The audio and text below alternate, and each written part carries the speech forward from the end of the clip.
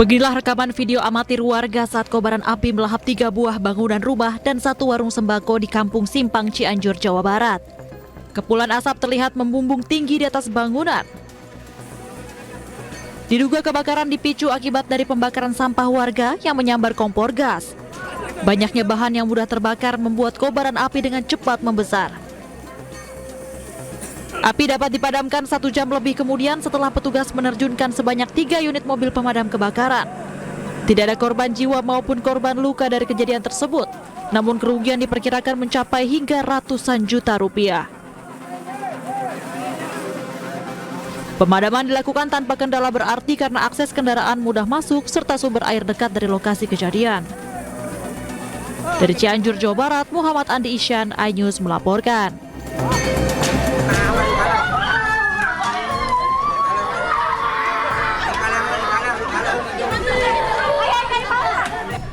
Kebakaran menghanguskan sebuah rumah milik seorang warga di Desa Lur Agung Tonggoh, Kecamatan Doragung, Kabupaten Kuningan, Jawa Barat pada Selasa malam.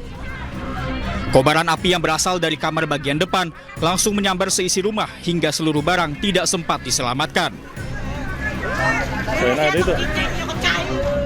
Petugas damkar yang datang ke lokasi mengalami kesulitan lantaran lokasi rumah berada di permukiman padat penduduk.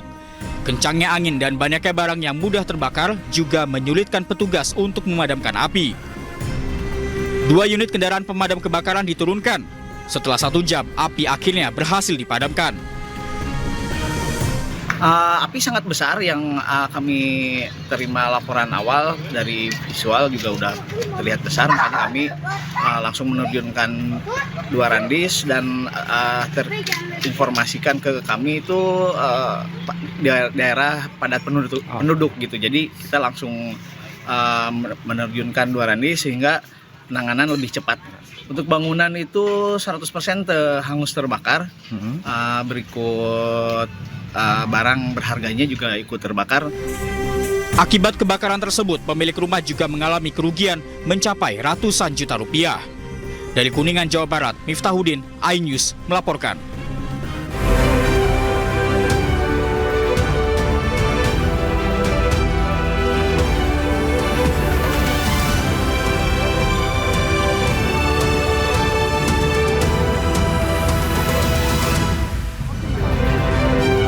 Pelaku curanmor nyaris tewas usai diamuk massa di Jagakarsa, Jakarta Selatan.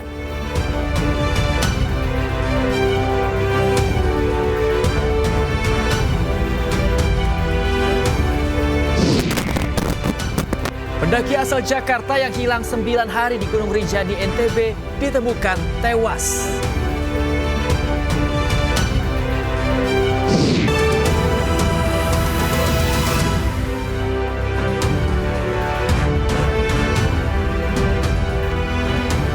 Halo, selamat pagi pemirsa. iNews Pagi kembali hadir melengkapi informasi Anda pagi hari ini. Selain 3 berita utama tadi, sejumlah informasi menarik lainnya juga telah kami siapkan untuk Anda. Bersama saya Yasmin Tania. Dan saya Bayu Pradana. Inilah iNews Pagi selengkapnya untuk Anda.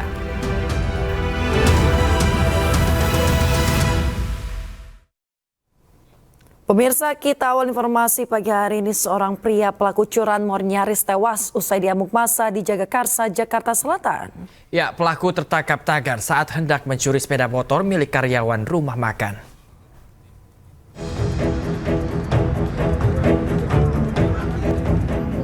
Warga Lampung Timur pelaku pencurian kendaraan bermotor nyaris tewas diamuk massa di Jalan Raya Lenteng Agung, Jagakarsa, Jakarta Selatan. Pelaku tertangkap tangan saat hendak mencuri sepeda motor milik karyawan rumah makan. Warga dan pengguna jalan yang geram melampiaskan kekesalan dengan menghajar pelaku. Korban mengaku tersadar motornya akan dibawa kabur setelah warga menderaki maling.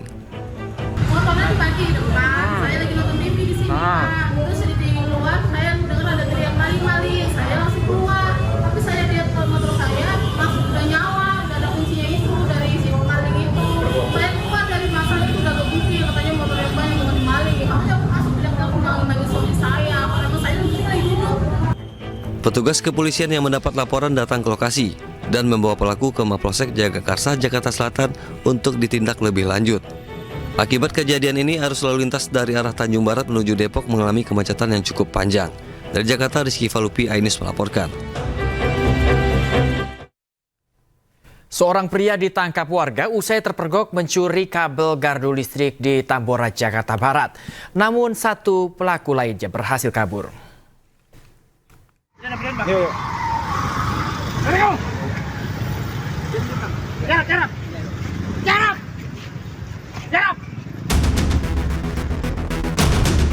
Pria ini tak berkutik saat ditangkap warga di Jalan Tubagus Angke, Pekojan, Tambora, Jakarta Barat.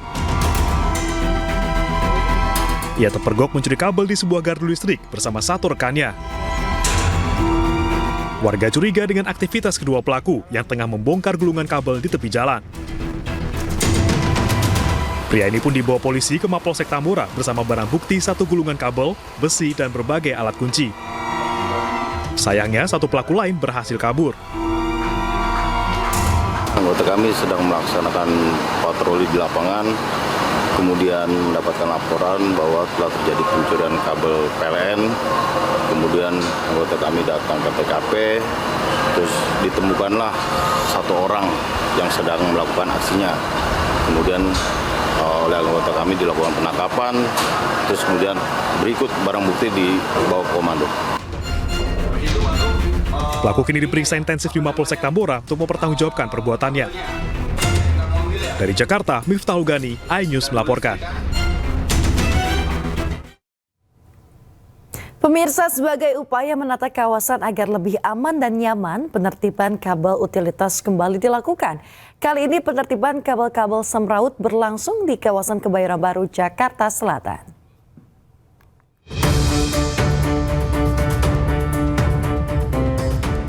Petugas suku dinas Bina Marga Kota Administrasi Jakarta Selatan dan DKI Jakarta menertibkan kabel utilitas di sepanjang Jalan Wijaya 1 Kebayoran Baru, Jakarta Selatan Rabu siang. Penertiban digelar agar kabel yang semeraut dan melintang di atas trotoar ini dapat segera dimasukkan ke dalam sarana jaringan utilitas terpadu di bawah permukaan tanah sehingga tidak membahayakan para pengguna jalan. Ini kurang lebih 1,5 kilometer kita lakukan. Panjang jalan Wijaya. Jumlah operator, 23 operator, dan 53 kabel tadi. Penertiban kabel utilitas serentak merupakan program telikasi yang terdampak pembangunan trotoar tahun anggaran 2024 di wilayah Kota Administrasi Jakarta Selatan guna menciptakan lingkungan kota Jakarta yang lebih tertata, estetika, dan nyaman. Dari Jakarta, Rizky Falufi, iNews melaporkan.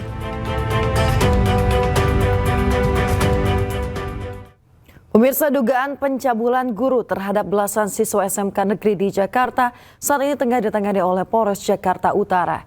PJ Gubernur DKI Jakarta Heru Budi Hartono menginstruksikan agar pelaku diberi sanksi tegas.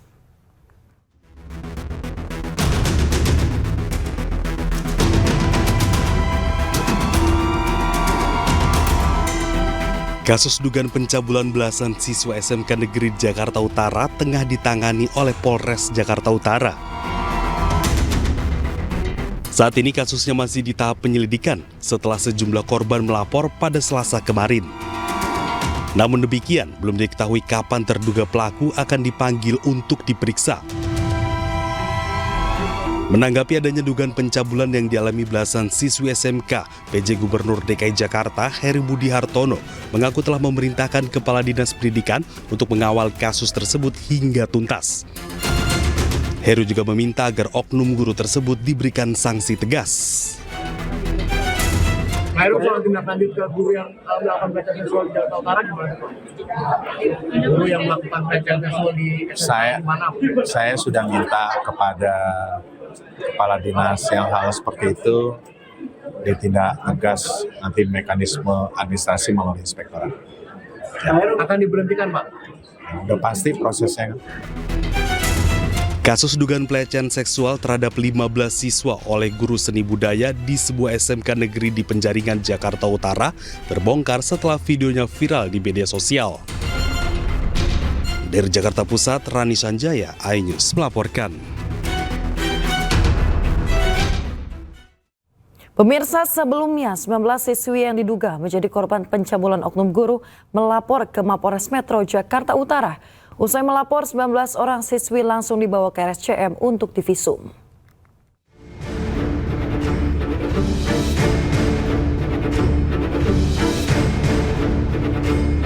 Sebanyak 19 siswi SMK di Jakarta melapor ke Polres Metro Jakarta Utara usai dilecehkan oleh seorang oknum guru. Dari pengakuan para siswi, mereka dilecehkan di ruang kelas saat pelajaran kesenian di salah satu ruang lantai 2 sekolah. Usai melapor ke polisi, mereka langsung dibawa ke RSCM untuk divisum. Untuk saat ini, polisi langsung proaktif dalam penanganan kasus pelecehan anak di bawah umur yang sudah kita tangani dan saat ini masih dalam proses, dan korban juga sedang visum di RCM. Untuk sementara korban sebanyak 19 orang dari siswi SMK. Kita bersama gurunya, kita ajak kemari bersama gurunya. Maksudnya untuk yang terlapornya masih kita dalam proses, dalam penyidikan. Sementara itu pihak sekolah menyebut oknum guru yang diduga melecehkan siswa merupakan guru yang mengajar seni budaya dan merupakan guru non-PNS. Saat ini pelaku sudah dibebas tugaskan. Sebelumnya, peristiwa pelecehan siswi SMK Negeri di Jakarta Utara ini sempat viral di media sosial. Dari Jakarta, Sofian Firdaus, iNews melaporkan. Pemirsa, pelaku begal payudara yang sudah berulang kali beraksi ditangkap di Semarang, Jawa Tengah. Pelaku menyasar sejumlah siswi sekolah dengan modus tanya alamat.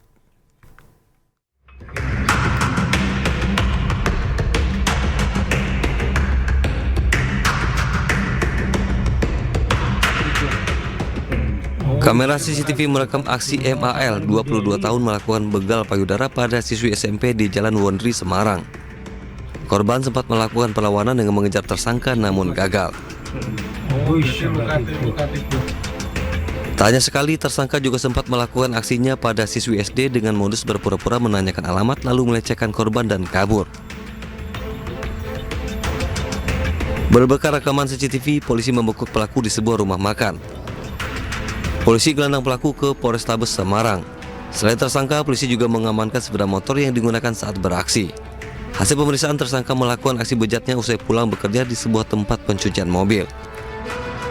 Saya pulang kerja di cucian mobil. Bagian di cucian mobil? Ya. Lalu saya melihat anak itu. Terus saya pura-pura tanya alamat. Lalu saya pegang payudaranya. Di mana kasus ini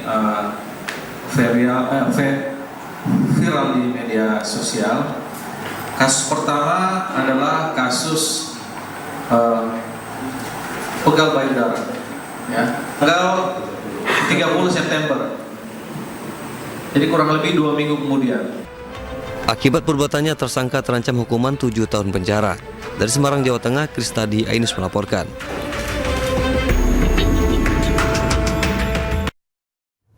Pemirsa, ditinggal suami merantau ke Jakarta, seorang wanita di Bangkalan, Jawa Timur digerebek warga karena memasukkan pria selingkuhan ke rumah saat malam hari. Warga datang dengan membawa senjata tajam dan nyaris ingin mencelakai nyawa pria selingkuhan.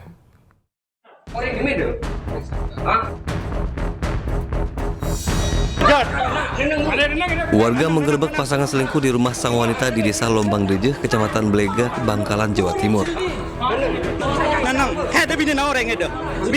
Warga yang emosi menghakimi pelaku pria berinisial NW. Namun aksi itu berkali-kali dihalangi kekasihnya AN yang merupakan perempuan bersuami. Bahkan warga yang kesal nyaris mencelakai nyawa pelaku pria namun berhasil diredam oleh tokoh masyarakat setempat.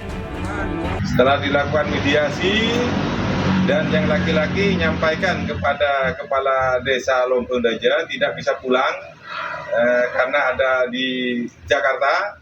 Dia mengatakan saya pasrahkan kepada Kepala Desa dan nanti setelah saya ada kesempatan saya akan pulang ke Lombang Dejeh, akan memasrahkan perempuan tersebut kepada orang tuanya.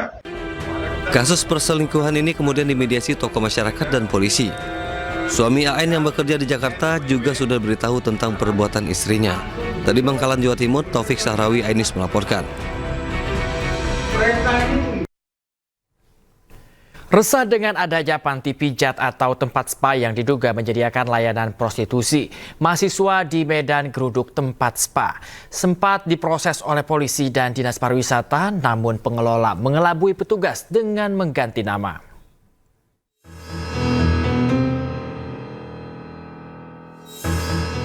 Video amatir hasil investigasi mahasiswa yang tergabung dalam Aliansi Mahasiswa Peduli Keadilan atau AMPK memperlihatkan sejumlah perempuan yang bekerja di salah satu tempat spa di kawasan Medan Johor, Sumatera Utara. Dalam video tersebut jelas terlihat pekerja yang berpakaian seksi sesekali menawarkan jasa prostitusi kepada pelanggannya saat dipijat. Resah akan hal ini, mahasiswa yang melakukan aksi unjuk rasa ke kantor Dinas Pariwisata Medan dan Mako Polda Sumut. Mereka meminta untuk menindak pengelola tempat serta mencabut izin usahanya. Ternyata sudah lama dan juga sudah pernah diperiksa oleh Kapolda Sumatera Utara, tetapi mereka tidak menemukan apa-apa. Sedangkan di Dinas Pariwisata sudah pernah mereka tegur dan juga sudah tutup sementara, Bang. Mereka merasa dikelabui, dan itu tadi pernyataan langsung dari sekretaris dinasnya, Bang. Mereka dikelabui bahwasanya mereka buka kembali dengan nama yang berbeda, Bang, yaitu Gardenia Spa Medan Johor. Akibat menuai protes beberapa kali, lokasi spa ini sempat tutup beberapa waktu, namun buka kembali dan berganti nama. Diduga mengetahui adanya aksi yang dilakukan mahasiswa ini, tempat spa yang biasanya beroperasi ini menutup tempat usahanya kembali. Dari Medan, Sumatera Utara, Ahmad Ridwan Nasution, iNews melaporkan. Kita ke informasi berikutnya, pemirsa. Tim penyelamat berhasil mengevakuasi 2 pendaki di Gunung Rinjani, Nusa Tenggara Barat. Salah satu korban asal Jakarta yang diketahui telah hilang selama 9 hari ditemukan dalam keadaan tewas. Dikit lagi. Dikit lagi. Dikit lagi. Stop. Tim SAR bersama personil Satbrimobda Polda NTB mengevakuasi 2 pendaki di Gunung Rinjani, Lombok, Nusa Tenggara Barat. Salah satu pendaki yang berhasil diselamatkan merupakan warga negara asing asal Irlandia yang terjatuh saat menuju puncak Rabu pagi. Beruntung WNA tersebut berhasil dievakuasi dalam kondisi selamat. Korban lain yang dievakuasi merupakan pendaki asal Jakarta berusia 16 tahun bernama Kaifat Raffi Mubarok. Kaifat yang ditemukan tidak bernyawa di kedalaman 400 meter diketahui sebelumnya telah hilang selama 9 hari. Keberadaan jasad korban sebenarnya sudah terdeteksi pesawat tanpa awak pada Selasa kemarin. Namun terjadilah medan membuat jasad korban baru bisa dievakuasi pada Rabu sore waktu setempat. Pendaki yang pertama, pendaki yang berasal dari Irlandia, di mana kami lakukan pada pukul 11:20. Dan proses evakuasinya berhasil dan korban alhamdulillah dalam keadaan selamat.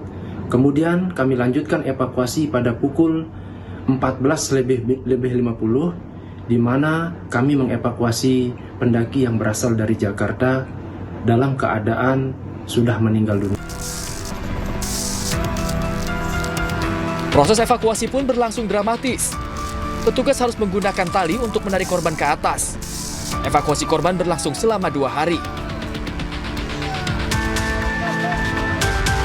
Yang pertama adalah cuaca, di mana cuaca tiba-tiba angin muncul, istilahnya tiba-tiba angin kencang, sehingga itu bisa membahayakan tim evakuasi.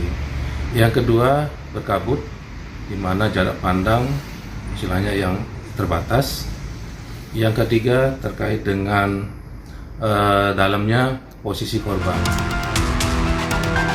Selain medan yang terjal, cuaca yang tidak menentu juga menjadi kesulitan untuk mengevakuasi korban. Jasad korban tewas dibawa ke Rumah Sakit Bayangkara untuk selanjutnya diotopsi. Dari Nusa Tenggara Barat, Tim Liputan iNews melaporkan. Jasad wanita ditemukan warga Kampung Pasir Gaok, Bogor tergeletak di kebun singkong, di mana kondisi jasad hanya mengenakan rok dan pakaian dalam serta sudah membengkak.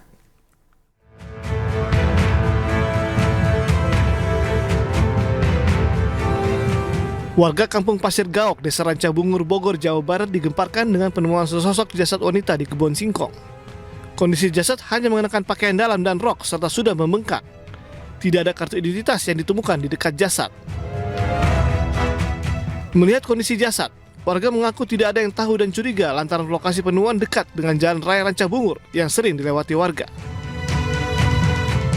Ada orang lagi ngarit, kasih tahu sama saya, Pak sini Pak, ada apa? Ada mayat nih, apa mayat orang apa mayat anjing katanya. Saya bilang, oh ini mayat orang, ya udah begitu.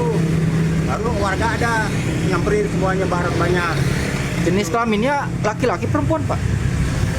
Perempuan. Usai mengevakuasi jasad, polisi langsung mengolah tempat kejadian perkara dan meminta keterangan sejumlah saksi. Polisi belum memberi keterangan resmi karena menunggu hasil otopsi dan mencari identitas korban. Dari Bogor, Jawa Barat, Wildan Hidayat, iNews melaporkan. Pemirsa, seorang pekerja sumur tewas saat menguras sumur milik warga di Kota Kendari, Sulawesi Tenggara. Diduga korban tewas akibat keracunan bahan bakar mesin penyedot air yang dibawa ke dasar sumur. Minggir, kasih jalan. Sebentar. Warga Kelurahan Anaiwoi, Kecamatan Kadia, Kota Kendari, Sulawesi Tenggara digegerkan dengan tewasnya seorang pengganti sumur di dalam sumur. Diduga korban tewas akibat keracunan bahan bakar mesin penyedot air yang digunakan korban. Saat kejadian, korban Pipit 35 tahun masuk ke dalam sumur di salah satu rumah warga untuk menguras sumur. Pipit membawa mesin pompa air, beberapa saat kemudian tidak ada respon dari korban hingga sang rekan meminta bantuan warga. Evakuasi berlangsung dramatis karena jasad korban di dasar sumur membuat tim SAR gabungan harus menggunakan alat pembantu pernapasan. Korban dievakuasi dalam keadaan meninggal dunia setelah 3 jam terjebak di dalam sumur. Ternyata di lokasi itu memang ada bau bensin, jadi untuk evakuasi manual dari warga serta petugas-petugas yang lain itu memang agak menyulitkan, sehingga kami diinformasikan untuk membawa alat bantu napas di ruang terbatas. Jenazah korban kemudian dibawa ke Rumah Sakit Bayangkara Kendari untuk diotopsi sebelum dibawa ke rumah duka. Dari Kota Kendari, Sulawesi Tenggara, Febriono Tameng, iNews melaporkan. Polisi terlibat aksi kejar-kejaran dengan sejumlah remaja anggota geng di Medan, Sumatera Utara. Informasi lengkapnya usai jeda, tetaplah bersama kami di iNews Pagi.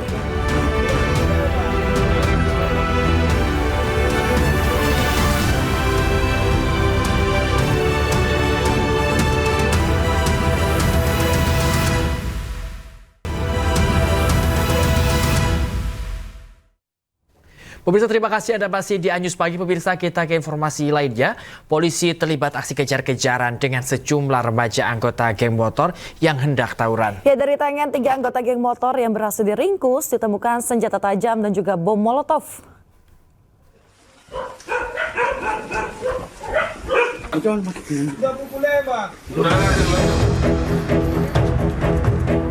Tim kepolisian Polrestabes Medan memburu para remaja yang hendak tawuran di kawasan padat pemukiman di Jalan Setiabudi, Kota Medan, Sumatera Utara.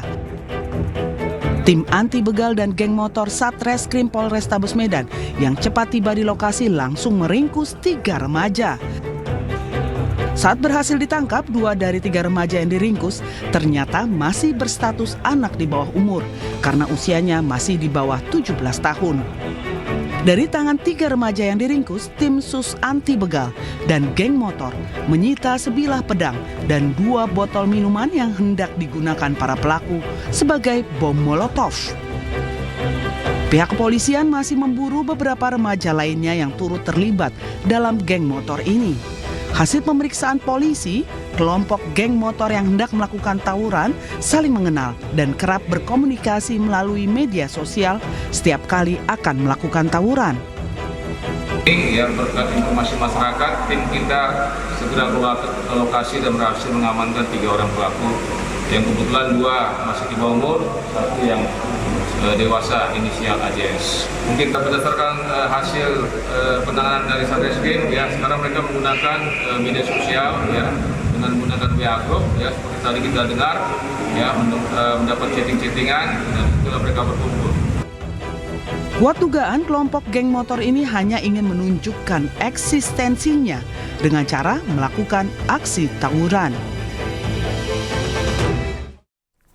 Pemirsa, ratusan ormas di Kabupaten Bekasi, Jawa Barat melakukan demo tuntut ketenagakerjaan dan limbah di salah satu perusahaan berakhir ricuh dengan ormas lainnya, pemirsa. Beruntung petugas kepolisian yang berada di lokasi berhasil meredam kericuhan sebelum meluas.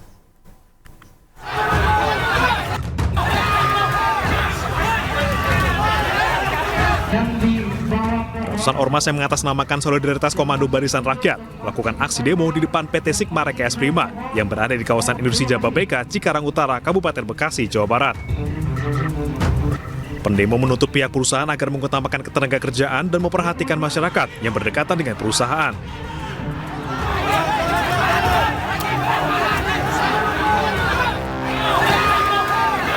Namun demo yang semula berjalan tertib berubah menjadi ricuh akibat adanya kesalahpahaman antara sesama massa pendemo yang berbeda organisasi.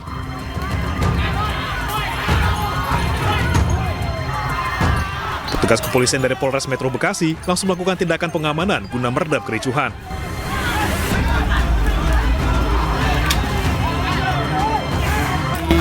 Ya lumayan tegang karena tadi ada sedikit insiden antara pihak kami dan lainnya gitu. Dan ini pun sebenarnya juga adalah terusan karena memang sulitnya kami untuk berkomunikasi dengan pihak manajemen karena kami merasa rekomendasi dari kepala desa ini terkesan atau kami juga seolah melemahkan fungsi kami selaku karyawan. Setelah salah satu ormas melakukan mediasi dengan pihak perusahaan, polisi akhirnya membubarkan massa pendemo. Dari Kabupaten Bekasi, Jawa Barat, Didi Junaidi, iNews melaporkan.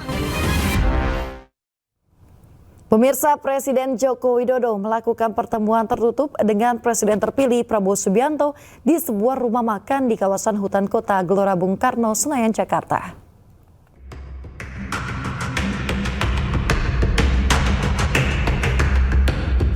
Dari foto yang beredar, Presiden Jokowi dan Presiden terpilih 2024-2029 Prabowo Subianto bertemu sembari menyantap makan malam.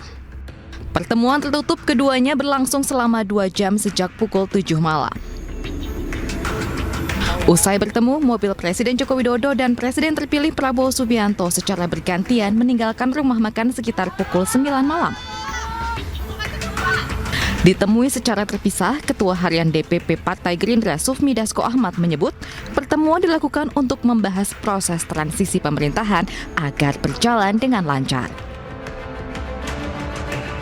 Kalau dibilang pertemuan dalam rangka apa, kedua tokoh ini memang kerap bertemu dan ya sesekali bertemu di luar makan kan gitu. Dan pembicaraan saya tidak tahu persis secara rinci apa karena 2 jam lebih, tapi paling tidak saling tukar-menukar informasi dan membicarakan soal transisi yang sebentar lagi ada estafet kepemimpinan di tanggal 20 Oktober demikian. Meski tidak mengetahui secara detail, Sufmi Dasko tidak menampik bahwa ada pembicaraan soal kabinet di pemerintahan Prabowo mendatang. Dari Jakarta, Tim Liputan iNews melaporkan. Pemirsa, Wakil Presiden terpilih Gibran Rakabuming Raka kembali meninjau pelaksanaan uji coba makan bergizi gratis di SMA Negeri 70 Jakarta. Menu yang diberikan kali ini proporsinya senilai Rp25.000.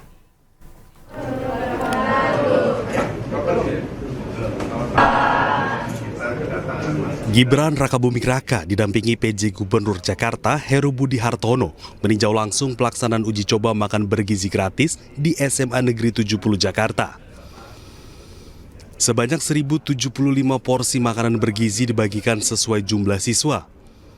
Menu per porsinya terdiri dari nasi, ayam bumbu teriyaki, perkedel tahu, salad wortel, dan buah pisang yang setara dengan 450 kalori. Harga Rp25.000 per porsinya lebih mahal dari uji coba sebelumnya dengan Rp15.000. Harga tersebut masih dalam kajian pemerintah untuk menentukan formulasi yang tepat. Jadi menu hari ini super lengkap dan tadi tanggapan dari para siswa-siswi cukup baik. Jadi kita ingin sekali lagi sebelum program ini benar-benar dieksekusi, kita uji cobakan sesering mungkin untuk mendapatkan masukan dari para guru, para siswa, orang tua murid, komite, dan lain-lain. Jadi kita ingin nanti ketika program ini dieksekusi, ini bisa berjalan dengan baik. Karena program ini adalah salah satu program yang paling ditunggu-tunggu oleh para siswa, orang tua murid. Terkait anggaran untuk tiap box makanan, ini memang kita uji cobakan di harga yang berbeda-beda. Makanya tadi saya bilang ke Pak PJ Gubernur, Pak, ini termasuk yang paling mewah yang pernah saya lihat, di angka 25.000. Kemarin kita uji cobakan 15.000. Menunya beda-beda. Sekali lagi ini masih uji coba, kita masih membutuhkan masukan-masukan dari para guru, murid, orang tua murid, komite, teman-teman media. Jadi sekali lagi ini masih uji coba. Uji coba program ini masih terus dilakukan sebelum resmi dijalankan pada 2025 mendatang. Dari Jakarta, Jen Cahyani, Yudi Permana, iNews melaporkan. Pemirsa, 3 nama kader dan orang dekat PDI Perjuangan disebut-sebut akan masuk ke dalam kabinet Prabowo Gibran. Wacana ini semakin menguat pemirsa setelah pertemuan Prabowo Subianto dan Megawati Soekarno Putri dipastikan terlaksana sebelum pelantikan.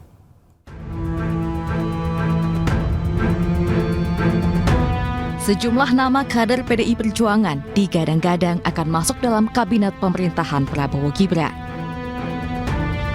Wacana ini semakin berhembus kencang setelah jadwal pertemuan antara Presiden terpilih Prabowo Subianto dan Ketua Umum PDI Perjuangan Megawati Soekarno Putri dipastikan akan terlaksana sebelum pelantikan.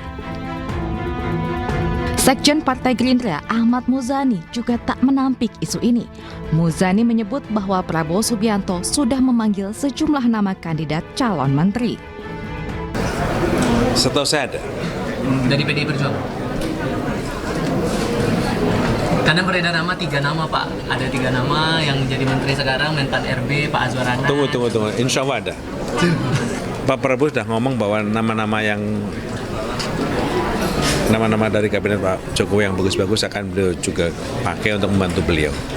Jadi ya nama-nama yang dianggap bagus dan masih cukup fit untuk dipakai. 3 nama kader dan orang dekat PDI Perjuangan yang dikabarkan masuk kabinet Prabowo Gibran diantaranya adalah Abdullah Azwar Anas yang saat ini menjabat Menteri Pendayagunaan Aparatur Negara dan Reformasi Birokrasi. Oli Dodo Kambe yang kini menjabat sebagai Gubernur Sulawesi Utara. Dan Kepala Badan Intelijen Negara Budi Gunawan. Tim Liputan iNews melaporkan. Cagup-Cawagup Jakarta nomor urut 3 Pramono Anung dan Rano Karno menemui Rais Syuriah PWNU DKI Jakarta Kiai Haji Muhyiddin Ishak. Dalam pertemuan ini Kiai Muhyiddin meminta Pramono Rano bisa menunjukkan keberpihakan terhadap lembaga pendidikan agama. Kita sudah dibatasi meja, jadi nggak bisa ngelakar. Pertemuan ini berlangsung di kediaman Kiai Haji Muhyiddin Ishak di Cilandak, Jakarta Selatan. Dalam pertemuan itu, Pramono membahas komitmen pasangan Pramono Rano untuk meningkatkan gaji guru honorer setara dengan UMP, serta memperhatikan kesejahteraan dalam ruang lingkup lembaga pendidikan keagamaan. Pertemuan ini juga menegaskan komitmen pasangan nomor urut 3 untuk fokus pada sektor pendidikan, mulai dari sekolah negeri hingga madrasah dan pesantren. Hari ini bisa bertemu dengan para kiai yang datang dari seluruh Jakarta Ada dari Pulau Seribu, Jakarta Pusat, Jakarta Barat, Selatan, Timur, Pusat. Yang intinya adalah bersilaturahmi dan juga tentunya saya mendapatkan banyak hal yang positif. Tetapi yang saya senang kalau di teman-teman yang dengan latar belakang Nahdien ini, jengkolnya enak banget. Pemirsa, calon gubernur Jakarta nomor urut 1 Ridwan Kamil kembali belusukan dan menyapa warga di Penjaringan, Jakarta Utara. RK menyampaikan program unggulan pasangan Ridho, mulai dari sekolah gratis, dokter keliling, hingga program pembangunan 1 miliar selama 5 tahun untuk tiap RW.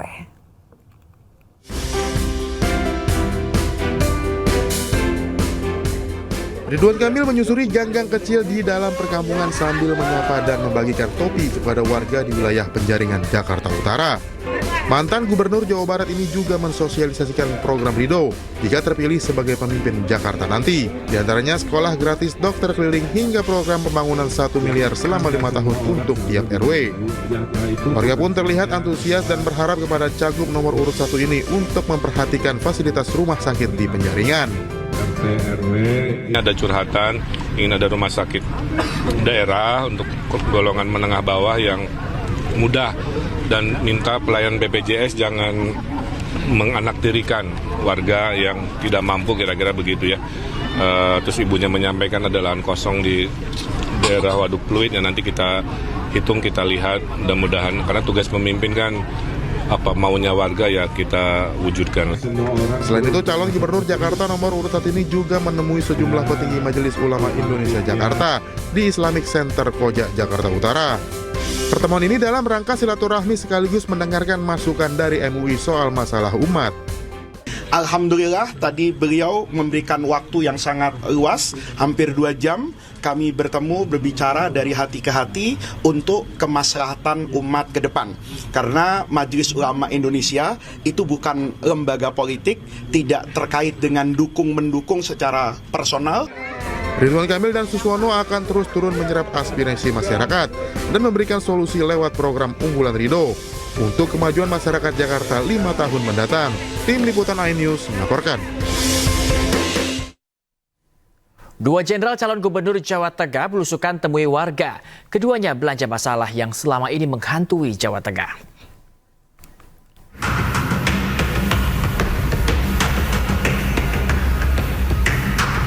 Didampingi sang istri, calon gubernur Jawa Tengah nomor urut 1, Andika Perkasa, meninjau dan menyapa karyawan salah satu pabrik tekstil di Karanganyar, Jawa Tengah. Dalam kunjungannya, Andika tegaskan akan pentingnya industri tekstil di Jawa Tengah. Andika juga memberikan perhatian khusus akan berbagai masalah yang dihadapi industri tekstil. Lantaran saat ini industri tekstil memberikan kontribusi sebesar 7,4% bagi pertumbuhan Jawa Tengah. Nah, ternyata memang ya banyak masalah-masalah sehingga beberapa tahun belakangan ini kan ada layoff itu PHK. Macam-macam bentuknya sampai dengan yang misalnya diliburkan tapi tanpa digaji. Jadi ini adalah salah satu PR bagi kami supaya kami juga bisa gimana caranya mencarikan solusi. Sementara lawannya, calon gubernur Jawa Tengah nomor urut 2, Ahmad Lutfi, telah bersiap hadapi debat Cagup-Cawagup Jawa Tengah. Bahkan Ahmad Lutfi belusukan temui petani di Desa Sendang, Kendal, Jawa Tengah. Para petani menyampaikan sejumlah permasalahan yang selama ini dihadapi, diantaranya terkait distribusi pupuk subsidi, penggunaan kartu tani, dan pembagian pupuk berdasarkan zonasi. Ahmad Lutfi soroti pembagian pupuk yang hingga kini masih kurang masif. Bila terpilih nanti, Ahmad Lutfi akan fokuskan untuk peningkatan kesejahteraan petani. Tim Liputan iNews melaporkan. Pemirsa, ribuan masyarakat dari 7 suku menggelar tradisi adat bakar batu sebagai bentuk dukungan untuk pasangan calon bupati dan wakil bupati nomor urut 2 Maximus Tipagau Peggy Patricia Patipi di Pilkada Mimika 2024.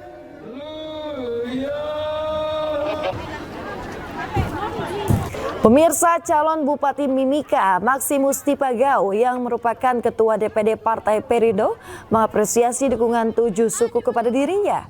Ia mengaku akan menjadikan Mimika maju dan sejahtera bagi semua pihak tanpa mengotak-ngotakkan suatu golongan. Maximus juga berpesan agar tetap menjaga persatuan dan kesatuan tanpa melihat perbedaan satu dengan lainnya. Serta akan merangkul dua poros untuk bersama-sama memajukan Kabupaten Mimika menuju Green City atau kota hijau.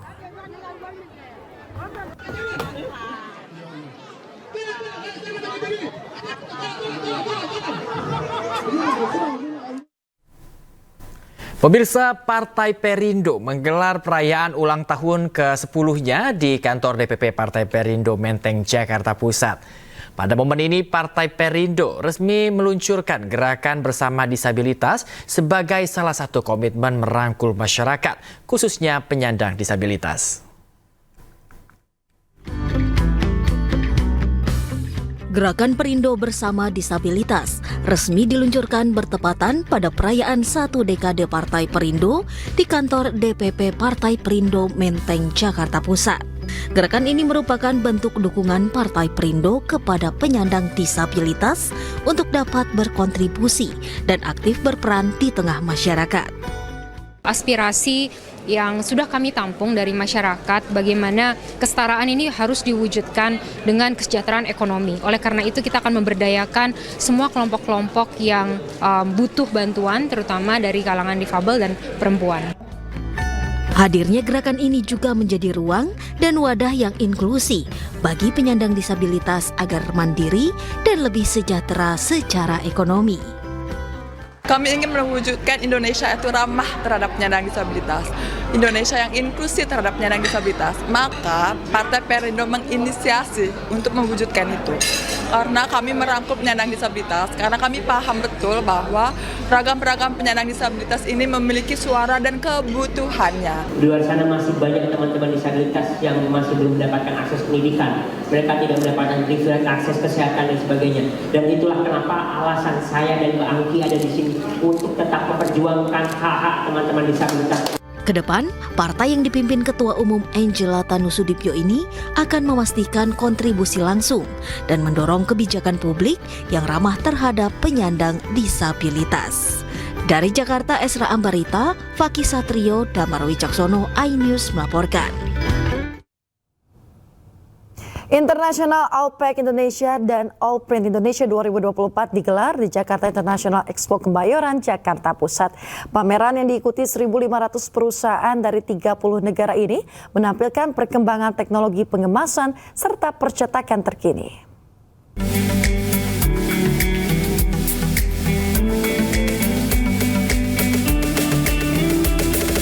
Pameran Internasional Allpack Indonesia dan Allprint Indonesia 2024 digelar di Jakarta International Expo Kemayoran, Jakarta Pusat. Penyelenggaraan kegiatan ini diikuti oleh lebih dari 1.500 perusahaan dari 30 negara yang tak hanya menampilkan beragam inovasi produk, tapi juga sebagai platform kolaborasi untuk mendukung pertukaran ide serta pertemuan antara pelaku bisnis. Pameran kali ini mengalami peningkatan dibanding tahun lalu, peningkatan sebesar 25%, diikuti oleh 1.500 perusahaan dari 30 negara dan menampilkan teknologi processing untuk makanan minuman, industri kosmetika, industri farmasi, dan juga aneka industri lainnya memerlukan teknologi pengolahan, pengemasan maupun otomatisasi di dalam peningkatan kualitas inovasi produk yang mereka lakukan. Suatu yang sangat strategis, suatu yang sangat krusial. Ya semua produk itu harus di-package, kan gitu. Nah packaging sebenarnya dari industri kertasnya, dari percetakannya, ini kita ada cukup maju.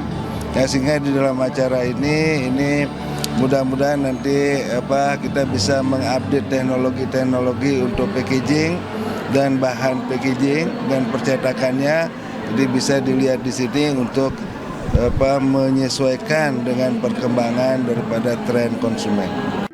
Pada pameran Allpack dan Allprint Indonesia 2024, tak hanya menampilkan pameran teknologi percetakan dan pengemasan saja, tapi juga seminar maupun talk show.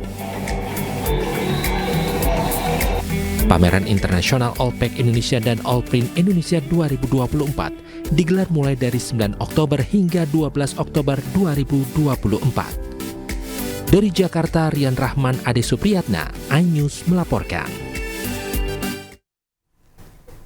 Cetak 1000 sarjana, JHL Foundation berikan beasiswa kepada 90 mahasiswa pertanian Unila.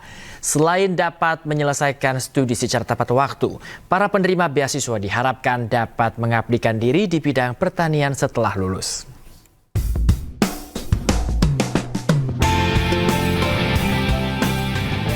Yayasan JHL Merah Putih Kasih, JHL Foundation yang didirikan Jerry Hermawan Lo memberikan beasiswa kepada 90 mahasiswa Fakultas Pertanian Universitas Lampung. Program ini merupakan bagian dari agenda besar mencetak 1000 sarjana pertanian dan peternakan dalam 5 tahun ke depan. Beasiswa yang diberikan kepada mahasiswa ini meliputi bantuan uang kuliah tunggal atau UKT sebesar Rp1 juta dan biaya hidup sebesar Rp500.000 per bulan. Karena pertanian akan menjadi nanti akan menjadi primadona. Tahu nggak, kampanyenya Prabowo akan memberikan makan siang gratis. Di situ akan dibutuhkan banyak sekali makanan, terutama sayuran. Ingat, sekarang banyak sekali anak kecil yang nggak pernah makan sayur mungkin. Tapi nanti setelah ini menunya 4, pasti ada daging atau ikan. Yang satu lagi tempe tahu atau telur, yang satu lagi pasti sayur. Lewat beasiswa yang diberikan, Jerry berharap para penerima beasiswa dapat menyelesaikan studinya tepat waktu dan mengabdikan diri di bidang pertanian setelah lulus. Penandatanganan MOU antara JHL Foundation dengan Rektor Unila sebagai bentuk kolaborasi jangka panjang guna mendukung pengembangan SDM di sektor pertanian.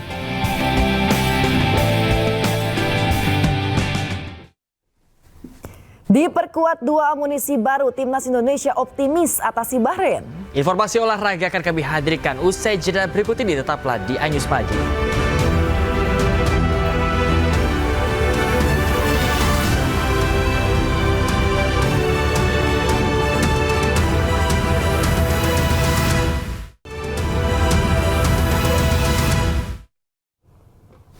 Terima kasih pemirsa, Anda kembali di iNews Pagi bersama saya Bayu Pradana dan rekan saya Yasmina Tania. Kita ke informasi lainnya, kebakaran terjadi di permukiman padat penduduk di Samarinda, Kalimantan Timur.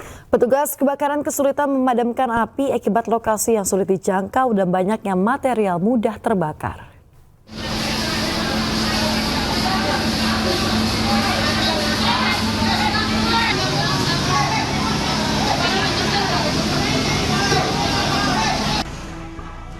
Api berkobar di permukiman padat penduduk di Kelurahan Sungai Dama, Kecamatan Samarinda Ilir, Samarinda, Kalimantan Timur, Rabu malam.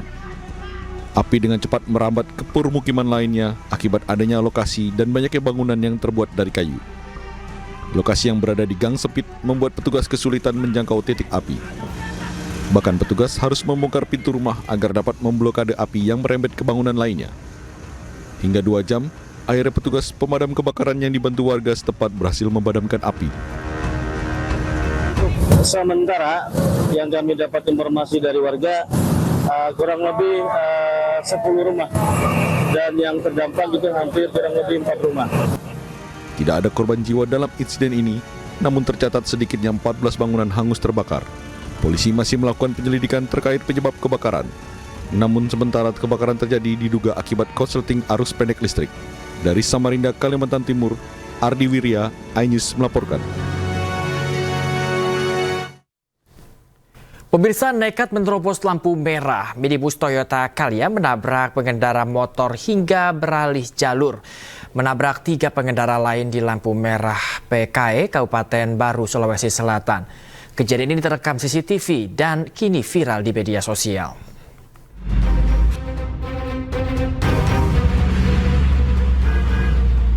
Kecelakaan lalu lintas terjadi di perapatan lampu merah di Kabupaten Baru, Sulawesi Selatan. Dalam rekaman CCTV, terlihat jelas sebuah minibus yang tidak mematuhi rambu lalu lintas menerobos saat lampu merah menyala hingga menabrak seorang pengendara motor. Kendaraan tersebut kemudian hilang kendali dan beralih jalur, lalu menabrak pengendara lain yang berada di jalur berlawanan. Pihak kepolisian setempat telah mengamankan barang bukti termaksud 4 kendaraan dan 1 sepeda motor guna penyelidikan lebih lanjut terkait insiden tersebut. Pada saat itu tiba-tiba menerobos lampu merah. Setelah menerobos lampu merah, pada saat menerobos, tiba-tiba datang sepeda motor dari arah kiri, terus mengena ke bagian depan motor tersebut. Akhirnya mobil Calya yang dikemudikan oleh Budi mengarah ke lajur kanan, sehingga menabrak lagi dua mobil di situ yang sementara antrian menunggu lampu merah. Tidak ada korban jiwa dalam kecelakaan ini, namun beberapa kendaraan mengalami kerusakan cukup parah. Polisi juga telah memeriksa pengemudi minibus untuk mengetahui penyebab kecelakaan. Polisi menghimbau kepada masyarakat tetap mematuhi peraturan lalu lintas dan berhati-hati saat berkendara, terutama di persimpangan jalan yang memiliki resiko kecelakaan lebih tinggi. Dari Kabupaten Baru, Sulawesi Selatan, Udin Syahrudin, iNews melaporkan. Pemirsa, sebuah minibus menabrak sepeda motor dan terjun ke sungai di Surabaya, Jawa Timur. Meski tidak menelan korban jiwa, evakuasi mobil berlangsung dramatis karena tali yang digunakan sempat terputus. Sebuah mobil jenis minibus terjun ke sungai dengan sepeda motor di kawasan Jalan Mulyorejo, Surabaya, Jawa Timur. Kecelakaan terjadi diduga pengemudi mobil tidak mampu mengendalikan kendaraannya saat menghindari sepeda motor yang hendak menyeberang.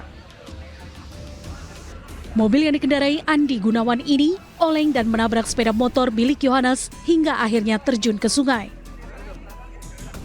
Petugas dari Dinas Pemadam Kebakaran dan Penyelamatan DPKP Kota Surabaya datang ke lokasi kejadian untuk mengevakuasi kendaraan dari sungai. Namun saat evakuasi berlangsung, tali sempat terputus hingga penyeret petugas.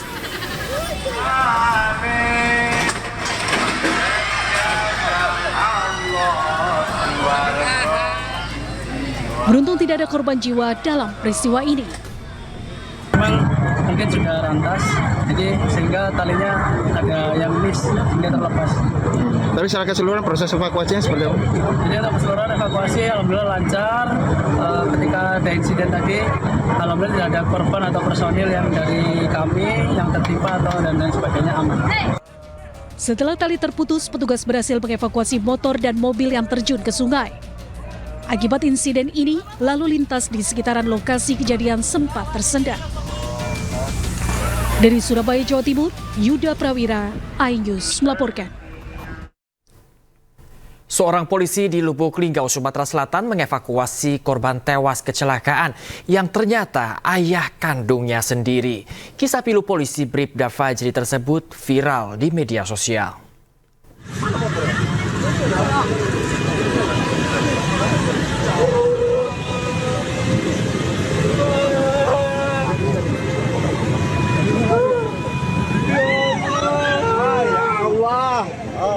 Tangis pilu Bribda Fajri pecah saat mengetahui bahwa korban kecelakaan lalu lintas yang tengah ia periksa adalah ayah kandungnya sendiri. Kamis 3 Oktober lalu, Bribda Fajri yang tengah bertugas di unit Laka Lantas Polres Lubuk Linggau mendapatkan laporan bahwa terjadi kecelakaan lalu lintas di Jalan Yosudarso. Seorang pengendara motor terlintas truk dan tewas di lokasi kejadian. Mendapat laporan, Bribda Fajri bersama rekannya pun menuju ke tempat kejadian perkara. Namun alangkah terkejutnya, ketika Bribda Fajri memeriksa KTP dan mendapati kenyataan bahwa korban merupakan ayah kandungnya sendiri bernama Talimin. Dan mendengar atau mendapatkan kabar adanya kejadian laka lantas, yang bersangkutan langsung mendatangi TKP untuk melakukan olah TKP seperti biasa secara prosedural. Di awal kejadian, belum mengetahui bahwa korban tersebut orang tua yang bersangkutan. Setelah dicek olah TKP, baru ketahuan bahwa yang bersangkutan atau korban merupakan orang tua dari Bribda Fajri. Kecelakaan bermula saat korban tengah mengendarai motornya. Dari arah yang sama melaju sebuah truk tangki yang hendak mendahului truk lain. Truk tangki yang mengambil sisi kiri tak mengetahui keberadaan korban, sehingga truk pun menyenggol motor korban dan melindasnya. Korban sudah dimakamkan keluarga di Desa Marga Tungga, Kabupaten Musirawas. Sementara sopir truk tengah menjalani pemeriksaan di Polres Lubuk Linggau. Dari Lubuk Linggau, Sumatera Selatan, Sudirman, iNews melaporkan. Pemirsa, usai beraudiensi dengan DPR RI, sebanyak 20 perwakilan Solidaritas Hakim Indonesia (SHI) mendatangi gedung Komisi Yudisial yang berada di Jalan Salemba Raya, Jakarta Pusat. Kedatangan mereka untuk beraudiensi dengan pimpinan Komisi Yudisial terkait tuntutan para hakim Indonesia mengenai kenaikan gaji dan tunjangan hakim. Perwakilan hakim mengaku selama puluhan tahun tidak pernah mendapat kenaikan gaji dan juga tunjangan. Sementara dalam audiensi, Komisi Yudisial berjanji akan mendorong pembahasan rancangan Undang-Undang Jabatan Hakim untuk dihidupkan kembali. Artinya memang ini perjuangan yang pertama supaya rancangan Undang-Undang Jabatan Hakim itu masuk prolegnas lebih dulu.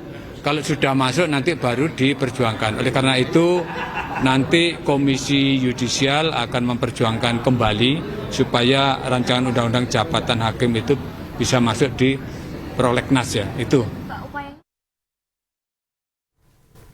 Hari ini Jessica Kumala Wongso, mantan terpidana kasus pembunuhan berencana Wayan Mirna Salihin, mengajukan peninjauan kembali meski sudah dinyatakan bebas bersyarat. Jessica datang ke Pengadilan Negeri Jakarta Pusat didampingi kuasa hukumnya Otto Hasibuan. Otto Hasibuan menyebutkan pengajuan PK ini atas keinginan Jessica yang mengaku tidak pernah melakukan pembunuhan berencana terhadap sahabatnya Wayan Mirna. Otto menambahkan pihaknya membawa sejumlah bukti baru untuk pengajuan PK tersebut. Lebih lanjut, Otto berharap MA dapat menyatakan Jessica tidak bersalah terhadap kasus kopi sianida tersebut. Jadi hari ini kita datang dan Jessica juga hadir di sini, dan terus terang aja memang ini tidak mudah bagi kami karena bagaimanapun dia kan sudah dibebaskan dengan cara BB. Diskusi kami panjang apakah perlu mengajukan PK atau tidak. Berhari-hari, walaupun dulu lama kami siapkan, tapi berhari-hari terus pembicaraan ini terus berlangsung. Tetapi Jessica tetap mengatakan saya tidak melakukan perbuatan itu, sehingga sekecil apapun kesempatan yang diberikan oleh undang-undang kepada saya harus melakukan upaya hukum terhadap itu, dia bilang. Nah, kebetulan kita kan menemukan bukti-bukti baru. Ya, ada novum. Ya, ada novum dan juga ada kekeliruan hakim. Tapi mungkin supaya saya lebih bebas dan lebih tepat menjelaskannya nanti, izinkan kami dulu mendaftarkan dulu PK ini. Setelah itu nanti kami akan jelaskan detail-detail apa yang menjadi dasar permohonan PK ini. Begitu ya. Iya, makasih semuanya udah datang. Makasih, biar saya sama pengacara semuanya daftar dulu ya. Nanti kita ngobrol lagi. Selamat ulang tahun ya. Persiapan kamu sendiri seperti apa, Kak? Persiapan enggak. Saya nggak berbuat apa-apa, semua pengacara yang siapin. Pemirsa, sebelumnya Jessica Kumala Wongso terpidana kasus kopi sianida resmi bebas bersyarat pada 18 Agustus 2024 lalu. Jessica bebas usai menjalani 8 tahun penjara dan harus wajib lapor hingga tahun 2032.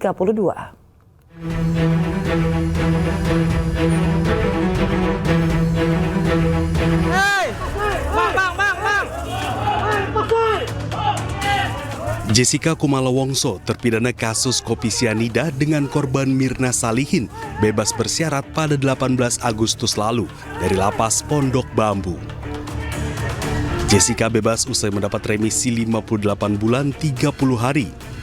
Namun dirinya masih harus wajib lapor sampai tahun 2032. Berbagai upaya hukum sebelumnya telah ditempuh Jessica agar dirinya dinyatakan tidak bersalah. Usai divonis 20 tahun penjara oleh Pengadilan Negeri Jakarta Pusat, Jessica kemudian mengajukan banding pada 7 Maret 2017 di Pengadilan Tinggi DKI Jakarta. Dalam putusannya, Hakim Pengadilan Tinggi menguatkan putusan Pengadilan Negeri Jakarta Pusat yang menjatuhkan vonis 20 tahun. Gagal di tingkat banding, Jessica kemudian mengajukan kasasi ke Mahkamah Agung, namun juga ditolak pada 21 Juni 2017. Saat itu, Artijo Alkosar bertindak sebagai Ketua Majelis Hakim dalam sidang kasasi Jessica.